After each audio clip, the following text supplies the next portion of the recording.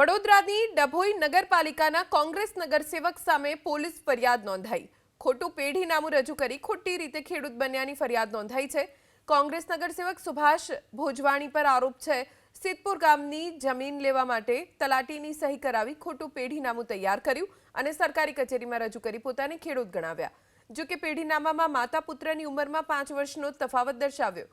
ડભોઈ મામલતદારની ફરિયાદ બાદ પોલીસે તપાસ કરી અને સમગ્ર મામલે પુરાવા એકત્ર કરવાનું શરૂ કર્યું છે। હકીકત જોતો એમાં એવું છે કે સુભાષ દોલતરામ ભોજવાણી અને ભરત દોલતરામ ભોજવાણી રહે વડોદરા નાઓએ 2007ની સાલમાં ખોટું પેઢીનામું તૈયાર કરી અને પોતે ખેડૂત હોવા અંગેનું પેઢીનામું સરકારી કચેરીઓમાં રજૂ કરેલ અને એ આધારે એ ખોટું પેઢીનામું બનાવેલ અને તેનો સાચા તરીકે ઉપયોગ કરેલો છે। એ અનુસંધાને ગુનો દાખલ કરવામાં આવેલ છે। જૂની આઈપીસી કલમ 467, 68, 78, 120 બી મુજબનો ગુનો દાખલ કરવામાં આવેલો છે। હાલ ડભોઈ પોલીસ ઇન્સ્પેક્ટર દ્વારા તપાસ ચાલુ છે અને આ ગુનાના કામે સુભાષભાઈને ગઈકાલે અટક કરવામાં પણ આવે।